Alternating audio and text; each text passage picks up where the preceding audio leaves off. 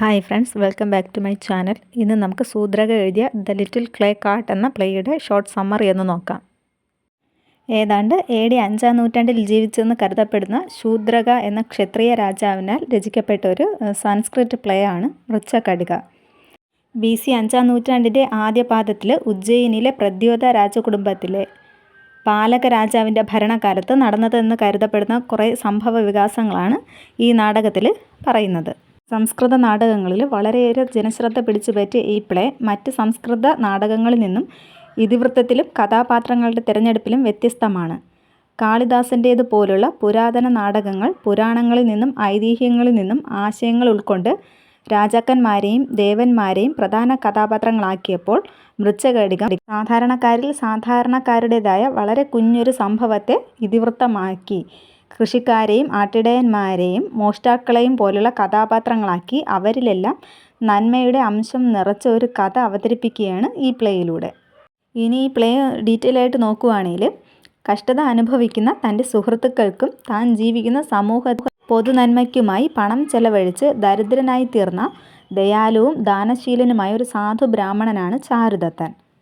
തൻ്റെയും കുടുംബത്തിൻ്റെയും സമ്പത്ത് നഷ്ടപ്പെടുത്തി സാമ്പത്തിക നഷ്ടത്തിലേക്കും ദാരിദ്ര്യത്തിലേക്കും വഴുതി വീണ ചാരുദത്തനെ അവൻ്റെ സുഹൃത്തുക്കളിൽ ഭൂരിഭാഗവും ഉപേക്ഷിച്ചു പോയെങ്കിലും അവൻ്റെ അഗാധ പാണ്ഡിത്യത്തെപ്പറ്റി അറിവുണ്ടായിരുന്ന കുറേ അധികം മാന്യ വ്യക്തികൾ ഉപദേശങ്ങൾക്കും മറ്റുമായി അവനെ സമീപിക്കാറുണ്ടായിരുന്നു. സത്യസന്ധനും മാന്യനുമായ വ്യക്തിയെന്ന നിലയിൽ ഉജ്ജയിനിയിലെ ജനങ്ങൾക്കിടയിൽ നല്ലൊരു സൽപ്പേരും അദ്ദേഹത്തിന് ഉണ്ടായിരുന്നു. തികച്ചും സമാധാനപരവും സന്തോഷപരവുമായ ഒരു വിവാഹ ജീവിതത്തിന് ഉടമയും അതിൽ രോഹസേനൻ എന്നു പേരായ ഒരു മകനുമുണ്ടായിരുന്ന ചാരുദത്തൻ നഗരത്തിലെ ധനാഢ്യനായ വസന്തസേന എന്ന രാജകീയ വേശ്യയിൽ അനുരക്തനാകുവാൻ കാരണം എന്തെന്ന് ചോദിച്ചാൽ നമുക്ക് മറുപടി ഒന്നും തന്നെ പറയാൻ സാധിക്കില്ല. തുടക്കത്തിൽ അതൊരു വൺ വേ പ്രണയമായിരുന്നുവെങ്കിലും കാമദേവൻ്റെ ക്ഷേത്രത്തിൽ വച്ച് ചാരുദത്തനെ കണ്ടുമുട്ടുന്ന വസന്തസേന അവൻ്റെ പ്രണയം അതേ അളവിൽ തിരികെ നൽകുന്നുണ്ട്. പക്ഷേ ആ പ്രണയം അങ്ങനെ അനർഗളമായി വികസിക്കാൻ അനുവദിക്കാതെ വില്ലൻ്റെ രൂപത്തിൽ പാലകരാജാവിൻ്റെ ബ്രദറിലോയും അരക്കിറുക്കനുമായ സംസ്ഥാനകൻ അവൻ്റെ പരിവാരങ്ങളുമായി വസന്തസേനയിൽ അനുരക്തനായി അവളെ പിന്തുടരുവാൻ തുടങ്ങി. സംസ്ഥാനകൻ്റെ അനുയായികൾ തന്നെ കീഴ്പ്പെടുത്തുമെന്ന് ഭയപ്പെടുന്ന വസന്തസേന ചാരുദത്തൻ്റെ ഒപ്പം ഒളിച്ചോടുന്നുണ്ട്. ചാരുദത്തനൊപ്പം ഒളിവിൽ പാർക്കുന്നതിനിടയിൽ വസന്തസേനയും ചാരുദത്തനുമായിട്ടുള്ള പ്രണയം അതിതീവ്രതയിലാകുന്നു.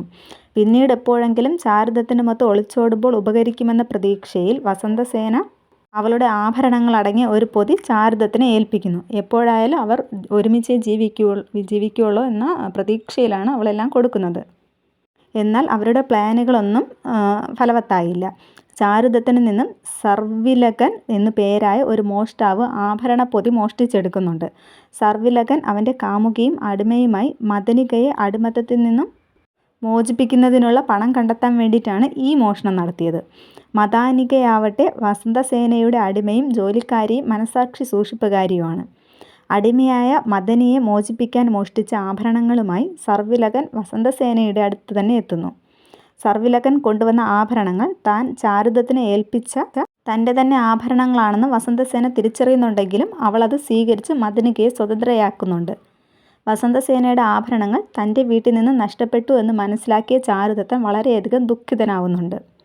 നഷ്ടപ്പെട്ട ആഭരണങ്ങൾക്ക് പകരമായി അതിൻ്റെ 10 മടങ്ങ് വില വരുന്ന തൻ്റെ ഭാര്യയുടെ സ്വന്തവുമായ വിലയേറിയ ഒരു നെക്ലസ് ചാരുദത്തൻ വസന്തസേനയ്ക്ക് അയച്ചു കൊടുക്കുന്നുണ്ട്. ശരിക്കും സംഭവിച്ചതിനെപ്പറ്റി ചാരുദത്തനെ അറിയിക്കുവാൻ വസന്തസേന ശ്രമിക്കുന്നുണ്ട്. പക്ഷെ അവൾക്കതിന് കഴിഞ്ഞില്ല.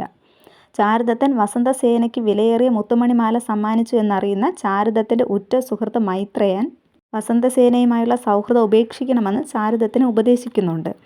ചാരുദത്തൻ്റെ കൈവശമുള്ള മിച്ചമുള്ള സമ്പത്ത് കൂടെ തട്ടിയെടുക്കുക എന്നതാണ് വസന്തസേനയുടെ ലക്ഷ്യമെന്ന് മൈത്രേയൻ സംശയിക്കുന്നു. മൈത്രേയൻ്റെ ഉപദേശമനുസരിക്കാതെ ചാരുദത്തൻ വസന്തസേനയുമായുള്ള സൗഹൃദം തുടർന്നു. ഇതിനിടെ വസന്തസേന തന്നെ ചാരുദത്തൻ്റെ മകൻ രോഹസേനനെ കണ്ടുമുട്ടുന്നുണ്ട്. തൻ്റെ കൂട്ടുകാരൻ്റെ സ്വർണം കൊണ്ടുള്ള കളിപ്പാട്ടം കണ്ടപ്പോൾ അവന് വേണ്ടി ഉണ്ടാക്കിക്കൊടുത്ത കളിമൺ വണ്ടി ഓടിച്ച് കളിക്കാൻ അവൻ ഒട്ടും തന്നെ താല്പര്യം കാണിക്കാതെയായി. ആ കൊച്ചുകുട്ടിയുടെ സങ്കടം കണ്ട് വസന്തസേന അവൻ്റെ കളിമൺ വണ്ടി നിറയെ അവളുടെ സ്വർണ്ണാഭരണങ്ങൾ നിറച്ച് അവന് സമ്മാനമായി കൊടുത്തു. അതിനുശേഷം അവൾ ചാരുദത്തനെ രഹസ്യമായി സന്ധിക്കുന്നതിനായി നഗരത്തിന് പുറത്തുള്ള ഒരു ഉദ്യാനത്തിലേക്ക് യാത്ര തിരിച്ചു. അങ്ങോട്ടേക്കുള്ള യാത്രയ്ക്കായി സുന്ദരമായി അലങ്കരിച്ച ഒരു വണ്ടിയിൽ കയറുന്ന വസന്തസേന ആ വാഹനം സംസ്ഥാനകൻ്റേതാണെന്ന് മനസ്സിലാക്കാൻ വൈകിപ്പോയി.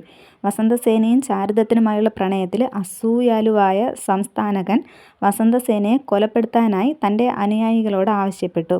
അവർ അതിന് തയ്യാറാകാതെ വന്നപ്പോൾ അവരെ പറഞ്ഞുവിട്ട ശേഷം അവൻ തന്നെ വസന്തസേനയെ കഴുത്ത് ഞെരിച്ച് കൊലപ്പെടുത്തി അവളുടെ ശരീരം കരിയിലകൾക്കിടയിൽ ഒളിപ്പിച്ചു വെച്ചു. എന്നിട്ടും തൻ്റെ പ്രതികാരമടങ്ങാതെ ചാരുദത്തനാണ് വസന്തസേനയെ കൊലപ്പെടുത്തിയതെന്ന് ആരോപിച്ചു. താൻ നിരപരാധിയാണെന്ന് ചാരുദത്തൻ അവകാശപ്പെടുന്നുണ്ട്. പക്ഷേ ചാരുദത്തൻ സംഭവ സമയത്ത് ഉദ്യാനത്തിലുണ്ടായിരുന്നു. ഈ കാര്യവും ദരിദ്രനായ അവൻ്റെ വീട്ടിൽ നിന്നും വസന്തസേനയുടെ സ്വർണ്ണാഭരണങ്ങൾ കണ്ടെടുത്തതും അവനെതിരെയുള്ള തെളിവുകളായി. പക്ഷേ ആ ആഭരണങ്ങൾ മകൻ്റെ കളിവണ്ടിയിൽ നിറച്ച് വസന്തസേന തന്നെ കൊടുത്തതായിരുന്നു. പക്ഷേ രാജാവ് ചാരുദത്തന് വധശിക്ഷയ്ക്ക് വിധിച്ചു. യഥാർത്ഥത്തിൽ വസന്തസേനയുടേതായി രാജഭടന്മാർ കണ്ടെത്തിയ മൃതശരീരം മറ്റേതോ സ്ത്രീയുടേതായിരുന്നു. സംസ്ഥാനകൻ്റെ ആക്രമണത്തിൽ വസന്തസേനയുടെ ബോധം മറഞ്ഞതു മാത്രമേ ഉണ്ടായിരുന്നുള്ളൂ. ബോധം തെളിഞ്ഞ് അവളെ കണ്ടെത്തിയ ഒരു ബുദ്ധ സന്യാസിയുടെ സംരക്ഷണയിൽ അടുത്തൊരു ഗ്രാമത്തിൽ അവൾ സുഖം പ്രാപിച്ചുകൊണ്ടിരിക്കുകയായിരുന്നു. ചാരുദത്തൻ്റെ വധശിക്ഷ നടപ്പാക്കുന്ന വേദിയിലേക്ക് കൃത്യസമയത്ത് തന്നെ കടന്നു വന്ന വസന്തസേന ചാരുദത്തനെ വധശിക്ഷയിൽ നിന്നും ചാരുദത്തൻ്റെ ഭാര്യയെ സതി ആചരിച്ചുള്ള മരണത്തിൽ നിന്നും രക്ഷിക്കുന്നുണ്ട്. അവിടെ ചാരുദത്തൻ്റെ മരണം കാണുവാൻ ഒത്തുകൂടിയ ജനാവലിക്ക് മുന്നിൽ തങ്ങൾ ഇനി മുതൽ ഒരു കുടുംബമാണെന്ന് ചാരുദത്തനും ഭാര്യയും വസന്തസേനയും ചേർന്ന് ഒരുമിച്ച് പ്രഖ്യാപിച്ചു. കൊട്ടാരത്തിലേക്ക് എത്തുന്ന വസന്തസേന തനിക്ക് സംഭവിച്ച അപകടത്തെപ്പറ്റി വിവരിക്കുന്നുണ്ട്. അവളുടെ കഥ കേട്ട രാജാവ് സംസ്ഥാനകനെ അറസ്റ്റ് ചെയ്തു. അയാളെ സ്ഥാനഭ്രഷ്ടനാക്കുകയും ചെയ്തു. ആര്യക രാജകുമാരൻ രാജഭരണം ഏറ്റെടുക്കുന്നു. പുതിയ രാജാവ് ചാരുദത്തൻ്റെ സമ്പത്ത് അവന് തിരിച്ചു കൊടുക്കുകയും അവനെ കുശവതി പ്രവിശ്യയുടെ ഭരണാധികാരിയെ നിയമിക്കുകയും ചെയ്തു. എന്നാൽ തൻ്റെ നന്മയെ ഒരിക്കൽ കൂടി വിളംബരം ചെയ്തുകൊണ്ട് സമസ്തകനോട് ക്ഷമിക്കുവാൻ ചാരുദത്തൻ രാജാവിനോട് അപേക്ഷിക്കുകയും അവനെ സ്വതന്ത്രനാക്കുകയും ചെയ്തു. വസന്തസേനയുടെ ജീവൻ രക്ഷിച്ച ബുദ്ധ സന്യാസിയെ രാജ്യത്തെ ബുദ്ധവിഹാരങ്ങളുടെ എല്ലാം പ്രധാനിയായി നിയമിച്ചു. വസന്തസേനയെ ചാരുദത്തൻ തൻ്റെ ഭാര്യയ്ക്കൊപ്പം ഭാര്യയായി സ്വീകരിക്കുന്നിടത്ത് ഈ പ്ലേ സന്തോഷത്തോടെ അവസാനിക്കുന്നു.